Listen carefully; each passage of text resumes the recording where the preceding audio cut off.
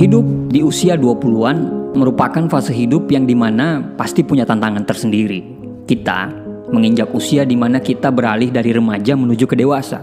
Ekspektasi terhadap kamu pasti terlalu tinggi dan tanggung jawab yang dibebankan ke pundak kamu pasti terasa lebih berat daripada sebelumnya. Istilah untuk fase ini itu disebut dengan quarter life crisis, yang merupakan suatu kondisi krisis diri di usia kisaran 25 tahun. Orang yang ada dalam fase ini itu akan mengalami kondisi krisis emosional yang melibatkan perasaan seperti depresi, frustrasi, terjebak pada kecemasan yang tidak ada ujungnya, tidak bahagia, bingung, ketakutan, dan merasa sulit untuk keluar dari emosi-emosi tersebut. Orang yang berada dalam krisis ini itu akan kehilangan motivasi hidup, merasa gagal, kehilangan kepercayaan diri, kehilangan makna hidup. Bahkan dalam kondisi ekstrim, mereka akan mengucilkan diri sendiri dan menarik diri dari pergaulan. Fase peralihan ini memang cukup sulit bagi sebagian orang karena munculnya berbagai macam problem kehidupan seperti percintaan, karir, keluarga, maupun finansial.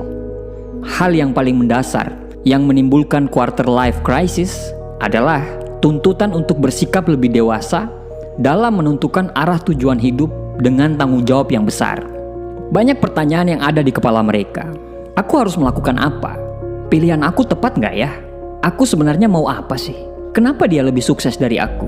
Aku hidup buat apa? Itu adalah beberapa pertanyaan yang kerap kamu lontarkan ketika kamu terjebak dalam ketakutan terhadap diri sendiri. Menurut peneliti dan pengajar psikologi dari University of Greenwich London, Dr. Oliver Robinson, ada 4 fase dalam quarter life crisis. Yang pertama, perasaan terjebak dalam situasi entah itu pekerjaan, hubungan, atau dan lainnya. Yang kedua, harapan bahwa akan muncul sebuah perubahan dalam hidup. Fase ketiga, mulai membangun kembali hidup yang baru. Kemudian, fase yang keempat yaitu mengukuhkan komitmen seputar aspirasi, motivasi, dan tujuan. Nah, banyak orang terjebak di fase pertama. Lamanya kita terjebak di fase pertama ini tergantung dari cara kita menyikapi situasi tersebut. Kita jangan berlama-lama ada dalam kondisi krisis emosi yang bisa menghambat kita untuk naik ke fase berikutnya, atau yang lebih tepat disebut yaitu proses mengejar mimpi-mimpi kita di fase-fase berikutnya. Ada beberapa cara supaya kita bisa menghadapi fase pertama, quarter life crisis, dan fokus pada tujuan kita. Yang pertama, bersabar dalam proses diri. Manusia sudah memiliki jatah dan rezeki masing-masing. Semua tergantung usaha dan konsisten dalam mencapainya.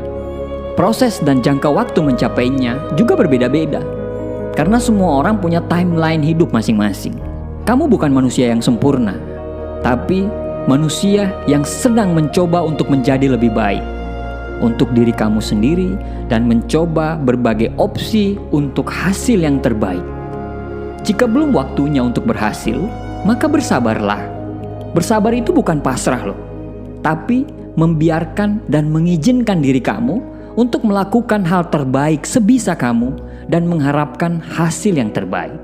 Yang kedua, lakukan hal yang membuat kamu nyaman. Dalam fase transisi, itu akan memang sangat menguras emosi. Kamu disarankan untuk melakukan hal-hal yang membuat kamu nyaman. Pasang musik, olahraga untuk meningkatkan mood, baca buku-buku self-help supaya bisa menambah motivasi. Jangan memaksa diri untuk melakukan hal yang sekiranya tidak membuat kamu nyaman. Hal yang bisa kamu butuhkan saat ini adalah ketenangan dan keyakinan bahwa kamu akan baik-baik saja. Yang ketiga, jauhkan diri dari orang-orang yang memberikan dampak negatif dalam hidup. Selain rasa nyaman, kamu butuh dikelilingi oleh orang-orang yang memberikan kamu hawa positif. Pintar-pintarlah bergaul. Jangan sampai kamu terjerumus dalam pergaulan toksik yang akan memperkeruh suasana hati kamu. Pertemanan ini harusnya positif dan saling membangun, bukan merugikan dan merusak ketenangan pikiran kamu. Yang keempat, cari hobi yang mengurangi stres dan lebih bahagia. Punya aktivitas kegemaran atau hobi itu bukan hanya berguna untuk menghilangkan penat, tapi ternyata itu bisa membuat hidup kita menjadi lebih sehat. Mengutip dari kompas.com, penelitian terbaru membuktikan kalau kita melakukan hobi bisa membuat hidup kita jauh lebih sehat, sehingga kita menjauhkan dari segala macam penyakit. Matthew Zowski, asisten profesor dari psikologi di University of California, menganalisa detak jantung dan tingkat stres dari 115 orang dengan rentan usia 20 hingga 80-an untuk mencari tahu aktivitas mana yang menghasilkan tingkat stres paling rendah. Partisipan juga diminta untuk menulis dalam buku harian mengenai aktivitas apa yang dia jalani dan perasaan apa yang dia dapatkan ketika menjalani kegiatan tersebut. Hasilnya, responden yang menjalankan hobi memiliki detak jantung dan tingkat stres lebih rendah. Selain itu, dari 18 responden juga merasa lebih bahagia setelah melakukan aktivitas tersebut. Yang kelima, jangan bandingkan diri kamu dengan orang lain. Kamu boleh melihat kesuksesan orang lain sebagai motivasi untuk memacu semangat kamu, tapi tidak untuk menjadikanmu terpuruk karena kamu merasa kurang sukses. Jalan dan cerita hidup masing-masing orang itu berbeda loh. Fokus pada tujuan serta progres kita dan nikmati prosesnya. Yang keenam, bersyukur dengan pencapaian kamu hari ini. Untuk mendapatkan ketenangan batin, kita wajib bersyukur dengan apa yang kita capai di hari ini. Bersyukur tidak perlu menunggu hasil yang besar, karena ada banyak hal kecil yang membuat kamu hebat dan unik dibandingkan dengan orang lain. Dan kamu patut bersyukur untuk hal itu. Bersyukur juga untuk sandang, pangan, papan yang masih tercukupi sampai hari ini. Yang ketujuh, hiduplah di masa sekarang.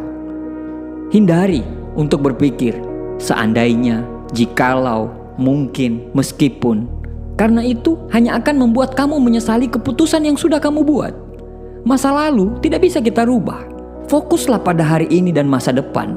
Masa lalu untuk direfleksikan dan dievaluasi, sehingga kamu bisa lebih berdamai dengan diri sendiri. Yang kedelapan, berbagi dan menjadi manfaat untuk orang lain. Salah satu hal yang membuat kita bisa berarti adalah pengakuan dari orang-orang di sekitar kita. Pengakuan tersebut dimulai dari ucapan terima kasih, syukur, ungkapan sayang, dan lain sebagainya. Akan ada kebahagiaan tersendiri ketika kita melihat orang tua kita tersenyum, membantu teman-teman kita sedang kesulitan, berbagi makanan kepada orang yang membutuhkan. Dengan begitu, pikiran yang mengatakan bahwa kamu orang tidak berguna, itu akan terbantahkan. Nomor 9, berdoa dan berserah diri. Kita semua adalah manusia yang diwajibkan berusaha, dan setelah itu kita berserah diri. Kita tidak akan mampu melakukan apapun tanpa ada campur tangan dari yang di atas. Berserah diri atas hasil akhir pada Tuhan akan membuat pikiran dan jiwa kita akan menjadi tenang. Rencana Tuhan pasti akan selalu indah dan tepat buat kita. Percaya deh. Nomor 10, temukan motivasi. Motivasi bisa didapat dari mana saja, baik dari teman, buku, film, maupun bergabung di komunitas-komunitas atau di kajian-kajian. Dengan berkumpul bersama teman-teman yang positif, membaca hal-hal yang positif, menonton film-film yang positif, itu akan membuat kita punya semangat serta jiwa yang sosial. Kita akan terpacu untuk maju dan tidak terpuruk dalam krisis emosi di fase quarter life crisis kita. Demikian 10 hal yang harus kita lakukan supaya kita tidak terjebak pada quarter life crisis di fase pertama. Terima kasih, semoga bermanfaat.